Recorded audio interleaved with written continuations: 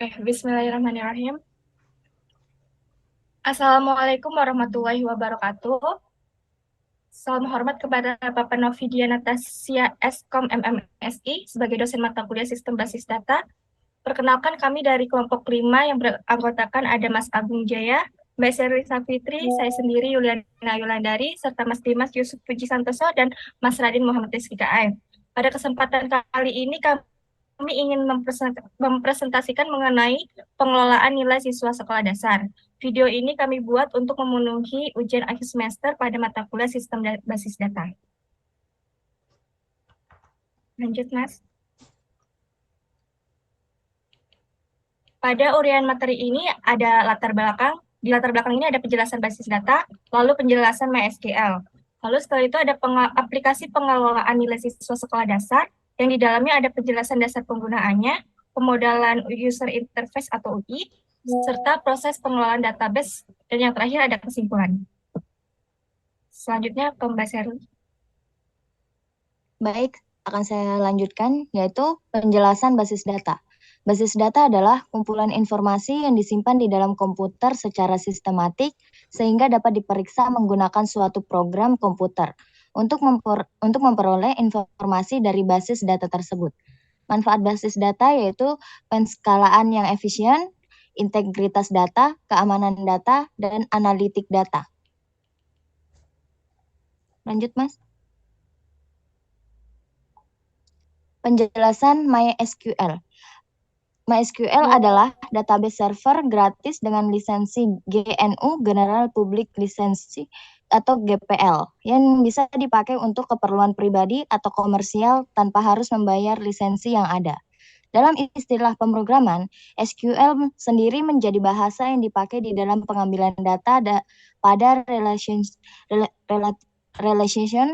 di database atau database yang terstruktur. Fungsi MySQL. SQL dapat memungkinkan kamu untuk mengakses maupun mengubah database. Yang kedua, kamu pun bisa menjalankan sebuah query maupun mengambil data yang dibutuhkan, termasuk pula memperbarui atau menyisipkan data dalam database. Yang ketiga, SQL juga bisa digunakan untuk menghapus sebuah data pada database. Fungsi lain SQL adalah untuk membuat sebuah prosedur baru dan ini akan tersimpan dalam sebuah database. Selain itu, bisa mengatur hak akses dalam tabel, prosedur, maupun hal-hal penting lainnya. Lanjut, Mas.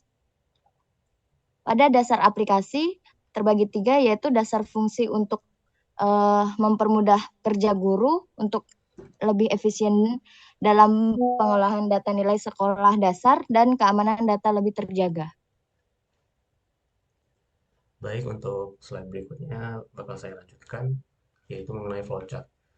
Di sini ada dua jenis flowchart yang digunakan, yaitu ketika proses register berawal dari mulai masuk ke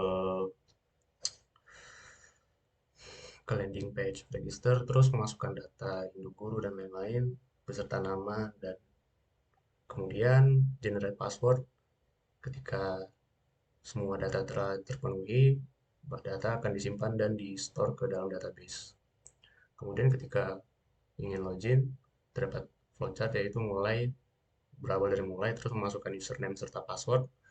Lalu ketika password dan username-nya cocok dengan ada di database, data bakal masuk ke dalam dashboard. Kemudian akan menampilkan beberapa widget raport, data siswa, serta input untuk masukkan nilai siswa. Berikut adalah halaman login, kemudian halaman registrasi, serta halaman dashboard. Proses pengelolaan data. Registrasi input data. Pada database akan didaftarkan data master untuk administrator agar dapat mengakses semua menu yang ada pada sistem dan dapat mendaftarkan akses untuk pengguna tertentu seperti kepala sekolah, wakil kepala sekolah, wali dan guru. Data master tersebut akan disimpan di MySQL, dan saat administrator melakukan proses login, data username dan password yang dimasukkan oleh pengguna, administrator akan diproses dan dicek di database apakah data tersebut tersedia. Kemudian ini adalah contoh tabel yang menyimpan data login dan nomor induk guru. Baik, mungkin bisa dilanjutkan ke Mas Rizky, silakan. Oke, selanjutnya ada data penampilan profil dashboard. Nah, untuk itu ada nomor, nama file, tipe, panjang, dan keterangannya. Untuk username sendiri, tipenya itu inti, panjangnya 10, keterangannya username, nomor induk guru. Yang kedua ada permission default, tipenya varchar, panjangnya sama 10, permission default yang menampilkan halaman dashboard atau activity widget, report widget. Yang ketiga ada permission menu input, tipenya parser, panjangnya 10, keterangannya permission untuk menu input. Database yang akan diinputkan dan ditampilkan ada contohnya. Yang satu ada kelas, tipenya varchar, panjangnya 5, keterangannya itu untuk kelas. Yang kedua ada mata pelajaran, tipenya varchar, panjangnya 15, keterangannya untuk mata pelajaran. Yang ketiga ada tahun ajaran, tipenya in, panjangnya 4, keterangannya untuk tahun ajaran.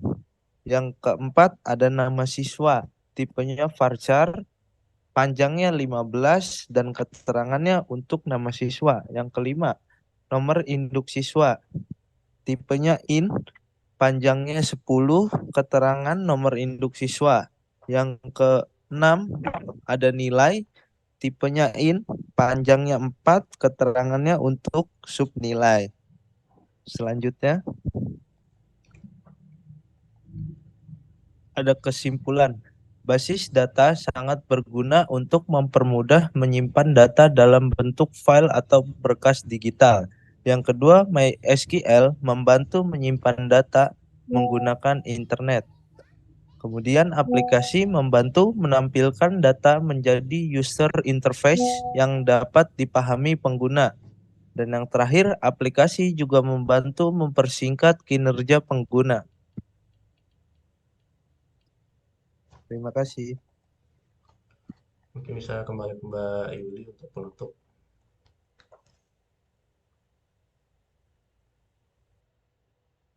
Halo Mbak Yuli. Kalau gitu biar saya saja yang menutup. Terima kasih atas waktunya untuk teman-teman sekalian, serta berikut adalah presentasi kami dari kelompok 5.